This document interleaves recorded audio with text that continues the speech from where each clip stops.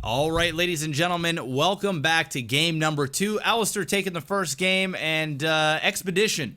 Zinho wants to go on Expedition, so perhaps he has something up his sleeve. I have no idea why he was just chrono boosting out Zealots last game, as I talked about, which ultimately costed him. If he would have just gotten a Stalker second, I think the game would have been a totally different, I wouldn't say outcome, but it just would have played out much different. Much differently, yeah. Well, Mr. MaximusBlack. Yes, sir. Hit me up with the sound of chat not being able to decide what's cheese and what's not, and it not mattering because it's our tournament and I could call somebody sitting and masturbating in public cheese if I so wished.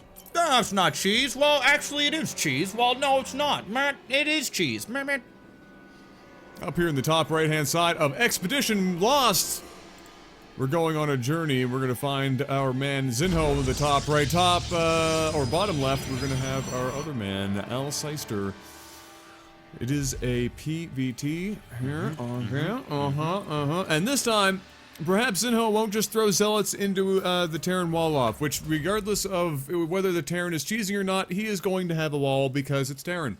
Yeah, the only way he doesn't have a wall is if he's doing proxy racks, right? And I think that people are so used to seeing the Terran do proxy racks that when he builds a racks in his base, people are like, "Oh, what's going on?" Right? Yeah. So let's hope that Zinho learned from his mistake last time. If you're gonna go for a proxy gate, you need to get out that core soon, chrono boost out a Stalker, and pinpoint the SCV that are building the structures, whether it's a bunker, whether it's the second supply depot. You need to be a pest with that Stalker and then have the Zealots start smacking down on the supply depot, meanwhile having the Stalker shoot whatever is trying to shoot at the Zealots in order to break that wall. And I still think it's a bad cheese regardless, even if you do that. Yeah. You really don't want to proxy gateway a Terran unless you're inside their base. Yeah. And good luck getting in there. Yeah, you have to have a pretty small map and pretty good timing to be able to make that happen and not get caught. Yep. Right out of the gate. We have double gas going up. We have not seen, really, any DTs, anything like that, the entire tournament. DTs. Yeah, no DTs yet. We haven't really even seen all that much double gas play from our Protoss players. Funny thing is, we haven't seen any PvP, which is usually where you see the DTs and stuff, right? Exactly. We haven't had a PvP yet the entire tournament. But what would be really cool here if Zinho, he's representing Proxy Stargate right now.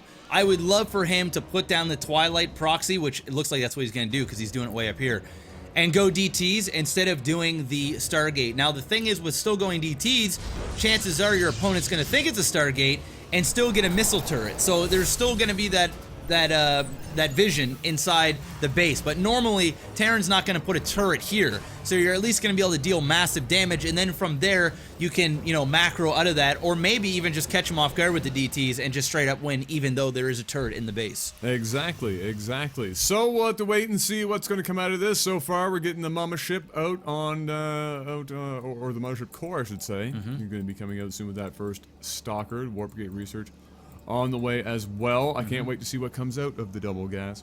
And there is the proxy starport, and Zinho is just going to chrono boost out that Stalker and get out a mothership core in case of proxy Reapers. There's a Robo. And there, oh wow, he's going Robo. I thought it was going to be a Twilight. No, it's a Robo, and it's way up top left. Okay. This is unorthodox enough for me to let it slide, because he still went one gate into the Robo in a weird position. Unlike the first one that we didn't give to the guy, as soon as he saw the aggression, he put down another gateway and just started pumping out units, and then when he was safe, put down the Robo. This guy is committed to what he's doing, no matter what his opponent is doing. Yeah, long before he even knows what's happening. Exactly. So here it is, and now we're going to see the Mothership Core try and take out that addition. It's not going to happen. It is going to finish probably just long enough for him to start the production. There it is. We get an SCV going to start repairing, but here's the Stalker to aid in that DPS. What is the health on that? Okay, well, it doesn't matter. The SCV was probably wondering why it was still alive for as long as it was. It was just sitting there going, well, shit, I'm just going to keep doing my job. I'm probably going to die no matter what I do here. Absolutely. He's doing a 1-1-1, which I typically don't let slide, but since it is in his base. Oh, that was very nice. That Widow Mine hit. Oh, that was big. Since he put the starport in outside of his base, outside of this guy's main, it's cheesy. I mean, you're going for a very, very fast Banshee. It also got caught, and he still made it work with a nice Widow Mine placement. Meanwhile, we've got a we've got a robotics bay. So both players doing cheesy builds, but doing a standard cheesy build for both. Both players are playing standard, but it's in a cheesy way. Very interesting. This is going to be very, very tough for Zinhao to hold. Oh, that mine just got under. What he needs to do is get a stalker and just get that mine to blow up his own units. Oh god. Oh, that hero probe. This hero probe with the 1 kill was huge. That would have been, because if that burrowed and all those probes were there trying to kill it, that's all dead. Yep. The whole would have been a slaughter. Absolute slaughter, which this is still kind of a slaughter right now. But yes, it is. It's a controlled slaughter. I don't know. I still don't get why Zinhao decided to go. It's fine to proxy robo, but why would you put it all the way over there?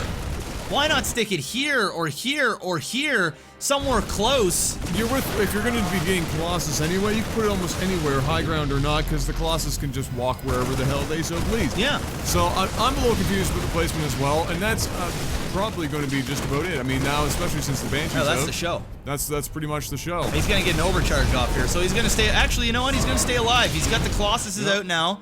He's got the overcharge off, but at what cost? You know, there's not a whole lot left here. Siege tank now.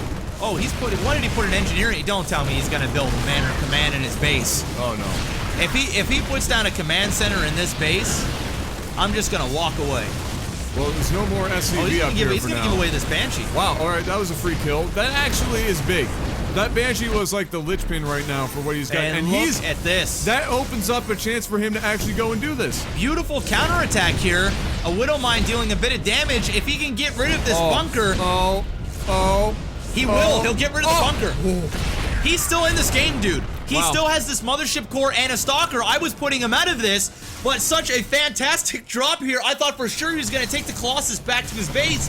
He said, screw this, I'm going to go for the counterattack. And now it's all SCVs on deck. They're being sent up towards the base of Zinho, and he's got the siege tank. Oh god! It stays alive! Wow! Now the mothership core is gonna be able to take out the tank! The Banshee can't attack the mothership core! He's gonna lose a lot here! But he's still alive! Again, he still has some time left. He's gonna be able to mine. He needs another stalker. Oh my god, everything in the kitchen sink is in this base. This game is a lot closer than what I thought it was gonna be. And look at this, he's gonna focus fire on the Nexus. Meanwhile, this one Colossus and Zealot going ham on this base. This is gonna be a very, very close game. Unfortunately, the Banshee is the key here to success. The Banshee is the key to success, and he's not going to be able to get rid of it, really. Yep. Wow. He's just got nothing. And even if he did, there's a Viking en route, there's a Hellion en route. Very close. I still think that it was a relatively smart choice. Zinho did play that very well, defended very well, but just not quite enough, because as soon as that next Banshee came out, even with the free death of that other Banshee, it's just not going to be enough. There's a Viking, and he's going to get rid of that bad. Whoa, so sour. And both players doing standard-ish builds, but in cheesy ways. We had a 1-1-1 with the proxy starport, and we had a 3-gate robo with a not-so-proxied robo. And it's turning out to be a very close game. Yeah, incredibly close game. Just at this point, Terran can just lift off, and there's no way that Protoss can win. This is not a chance. The Vikings here. I mean, if he had like 3 stalkers, he would have been good. I mean, it still would have been a fight, but he can't really put up a fight now. Well, is he really going to be trying to do like some? He's going to try and do some puck micro here. I do enjoy the fact that the Colossus can get into that war prison. Yeah, I know. You gotta just imagine. No. Oh, no, Rip, no. He's just doing it. He's doing it for no. Yeah, there it is. He knows he's in trouble here. Wow, Alistair taking game number 2, and he's gonna win the series. He is. Oh wait, no, it's best of it's five. Best of five. Best of five. No, Okay, there's still okay. games to go. Okay. There's still games to go. It is best of five. Thank now, you. for those of you who will inevitably compare this game to the Robo that we denied the time before, I already talked about that. yeah, at the beginning. just to reiterate one more time, that first Robo was a defense and a delayed reactionary Robo. This Robo was done before he even knew what the other person was doing. Yeah. There was no defense. The intention was to cheese. The intention was to cheese from there. the gate, and it happened And it was before there. any attacks happened. So it's inconsequential. Ladies and He gentlemen, lost anyway, so he it lost doesn't anyway. matter. It doesn't He matter. lost anyway. It doesn't matter, but you know, sometimes it's nice to where we unfortunately can't have hard, fast rules for everything. Sometimes it's good to explain them. Ladies and gentlemen, that was game 2. There is still hope. We're going into game 3. Sit tight. We'll be right back.